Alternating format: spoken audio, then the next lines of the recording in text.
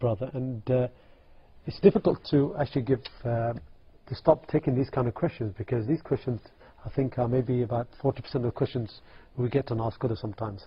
And we do reply to these brothers and sisters, and we give them a lot of advice, but they keep coming back. These kind of questions about chatting and having conversations with the opposite sex, meeting up with people arguing that there's nothing wrong with this. My Sheikh said at the local mosque this is allowed and so forth. And this brother gives another one of these questions. He says, what's the problem? Why do you always speak about it on the TV and ask them that we're not allowed to speak to the opposite sex?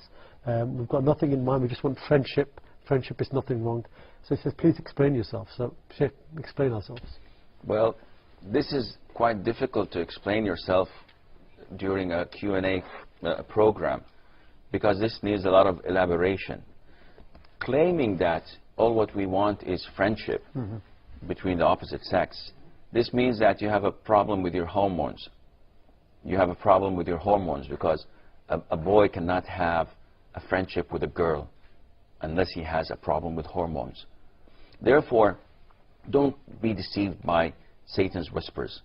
You chat, you enjoy chatting, you have an objective. And this may be long-term, maybe short-term. Why chat with the opposite sex when you have the same sex to chat with? So there is something fishy.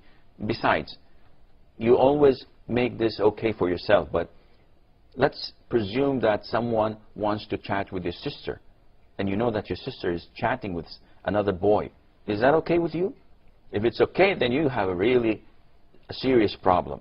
And if it's not okay, then definitely it's not okay for you. Chatting usually leads to something. Exchanging photographs, and then maybe phone calls over the net, voice over IP or whatever, and then it expands a little bit more. Maybe if you are in the same region or town, maybe it leads to a meeting. It's a friendly meeting. It's just a date. I'm not going to do anything. So you presume and hope. But this is not the case. If you are one of the 1% that really don't have a problem with this, what about the 99%? And who classifies you that you are one of those who will not fall into sin? This is exactly what Allah Azza wa Jalla had warned us from, and that is not to follow the footsteps of Satan.